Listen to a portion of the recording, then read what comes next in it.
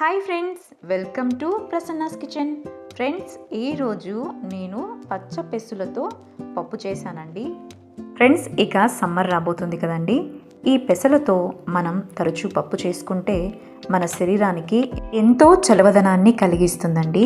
ఇక పెసలతో తయారు చేసే ఈ కమ్మనైన పప్పుకు కావలసినటువంటి పదార్థాలు తయారీ విధానంలోకి ఇక వెళ్ళిపోదాం. ముందుగా స్టవ్ వెలిగించుకొని కడాయి పెట్టుకొని కడాయి కొద్దిగా హీట్ ఎక్కిన తర్వాత ఒక కప్పు పెసలు తీసుకున్నానండి. స్టవ్ సిమ్లో పెట్టుకొని ఈ పెసల్ని లోపల వరకు వేగే వరకు మనము వీటిని బాగా వేయించుకోవాలండి.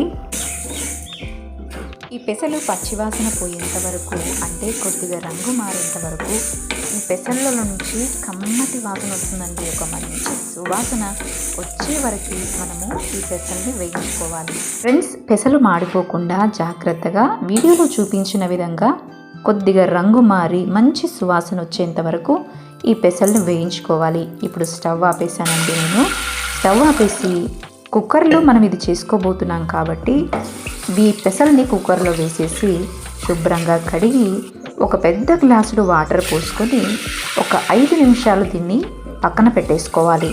ఫ్రెండ్స్, నేను నీళ్లు తాగే గ్లాస్తో ఒక గ్లాస్ ఎసురు పోసుకున్నానండి. ఒకవేళ మీకు పప్పు కొద్దిగా లూజ్గా ఉండేటట్టు కావాలనుకుంటే ఈ ప్లేస్లో 2 గ్లాసుల వాటర్ పోసుకోవాల్సి ఉంటుంది. నానిన ఒక 5 నిమిషాల తర్వాత నేను ఒక పెద్ద సైజు టమాటా తీసుకున్నానండి.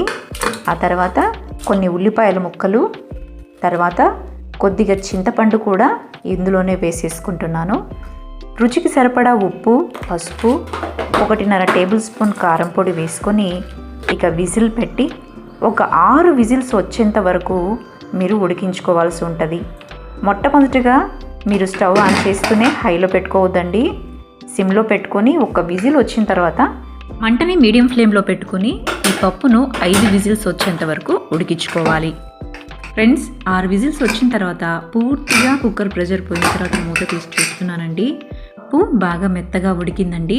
ఇప్పుడు ఇందులో ఉన్నటువంటి వాటర్ని తీసి పక్కన పెట్టుకొని పప్పు గుత్తితో బాగా మెత్తగా ఎంపుకోవాలి. ఇలా ఎంపుకున్న తర్వాత మిగతా నీళ్లు కూడా వేసి ఇలా పప్పునంతటిని కూడా మెత్తగా ఎంపుకోవాలి. ఫ్రెండ్స్, మనకు పప్పు రెడీ అయిపోయింది కదా. ఇప్పుడు ఈ పప్పుకు మనం పోపు పెట్టుకుందాం. స్టవ్ వెలిగించుకొని కడాయి పెట్టుకోవాలండి. కడాయి హీట్ ఎక్కిన తర్వాత 2 స్పూన్ల ఆయిల్ వేసుకున్నాను. ఆయిల్ హీట్ ఎక్కిన తర్వాత జీలకర్ర, ఆవాలు వేసుకోవాలండి. ఆ తర్వాత ఒక 5 వెల్లుల్లిపాయలు చితక్కొట్టి వేసుకోవాలండి.